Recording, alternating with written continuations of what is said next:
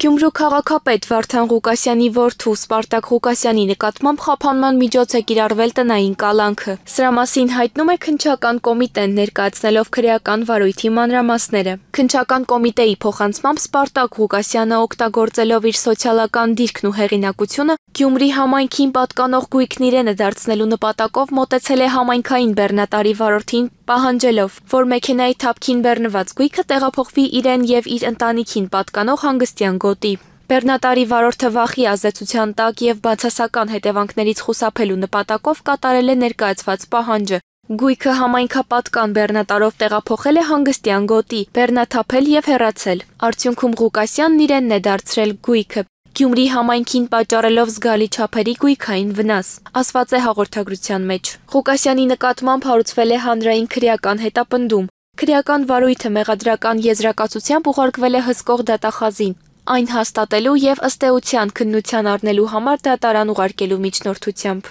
Ավելի վաղ սեպտեմբերի 11-ի առավոտյան Սպարտակ Ղուկասյանը ձերբակալվել էր հարկադրանքի համար շորթման մեղադրանքով։ Գյումրու քաղաքապետ Վարդան Ղուկասյանը վստահ էր, որ իր որդու Սպարտակ Ղուկասյանի դեմ նախաձեռնված իրավական գործընթացն իրականում իր դեմ է։ Ղուկասյանը դիմել էր իշխանություններին, ասելով, որ իրեն նման բաներով չեն կոտրի, ինչքան նման բաներ անեն, ինքն ավելի է ուժեղանալու։ Հիշեցնենք, որ Վարդան Ղուկասյանի եւ իշխանության հարաբերությունները սրվեցին հատկապես վերջերս այն բանից հետո, երբ Ղուկասյանը հայտարարեց. Հայաստանը տեսնում է Ռուսաստանի հետ դաշինքում, ինչին ի պատասխան Նիկոլ Փաշինյանը հայտարարեց, թե Հայաստանի ինքնիշխանության դեմ հանդես եկողները պետք է դուրս շպրտվեն հանրային եւ քաղաքական դաշտից։ Նշենք նաեւ, որ Գյումրու ընդդիմադիր քաղաքապետ Վարդան Ղուկասյանը նաեւ մասնակցել էր Շիրակի թեմի առաջնորդ Միքայել arczepiskopos Աջապահյանի դատավարությանը։ Վերջինս էլ սույն թվականի ապրիլի 19-ին Գյումրու նորընտիր քաղաքապետի երթմնակալության ժամանակ հանդես էր եկել ելույթով, հայտնելով Շիրակի թեմի պատրաստակամությունը այնտեղ, որտեղ պետք լինի։